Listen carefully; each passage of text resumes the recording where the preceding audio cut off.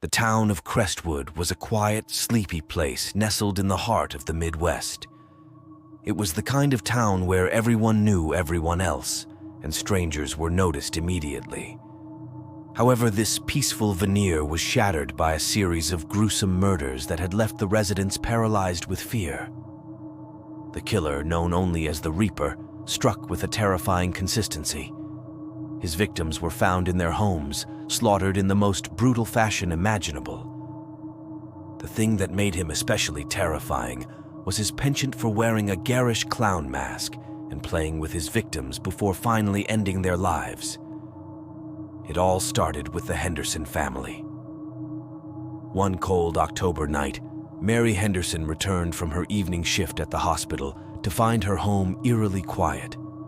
Her husband and 2 children should have been home, yet the house was cloaked in an unnatural silence. As she walked through the darkened rooms, she felt a presence behind her. Turning around, she saw him, a tall, imposing figure clad in black, wearing a grotesque clown mask that grinned maniacally in the dim light. Before she could scream, he was upon her, dragging her into the living room where her family lay bound and gagged, their eyes wide with terror. The Reaper had a ritual. He would play a twisted game of cat and mouse with his victims, instilling in them a fear so profound it left them paralyzed. Mary and her family were no exception. For hours he tormented them, pretending to leave only to return unexpectedly, making them believe they might escape their fate.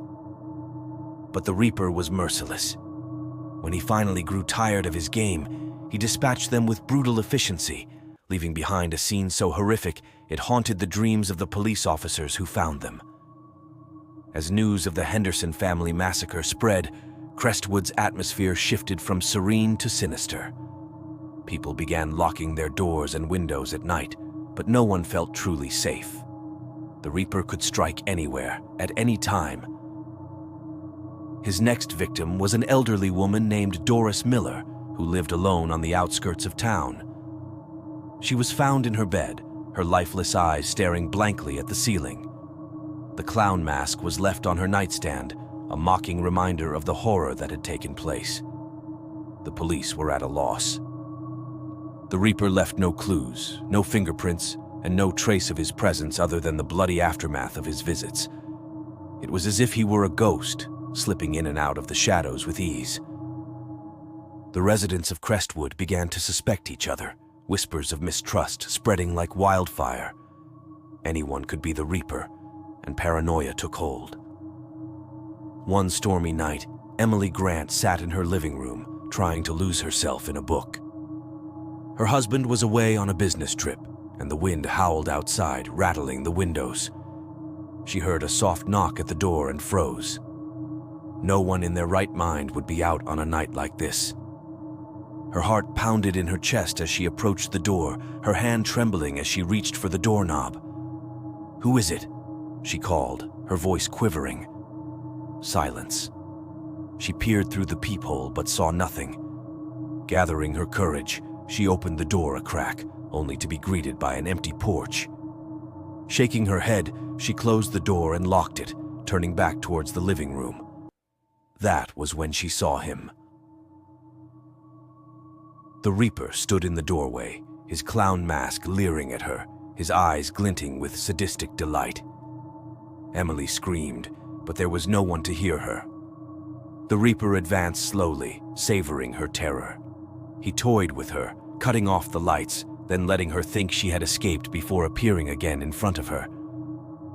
The hours dragged on, each minute an eternity of horror. Finally, as the first light of dawn began to creep through the windows, he struck. Emily's screams were cut short, and the town of Crestwood woke to another gruesome scene. The legend of the Reaper grew with each new victim. He was the monster in the shadows, the fear that lurked in every corner.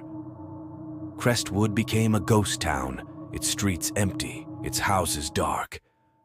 No one dared venture out after sunset, and those who could left the town for good. Years passed, but the memory of the Reaper never faded. He was never caught, never seen again, but the scars he left on Crestwood remained. the town would never be the same, haunted forever by the specter of the clown-masked killer who brought death and despair to their doorstep. And somewhere in the darkness, the Reaper watched and waited, biding his time for the next perfect moment to strike again.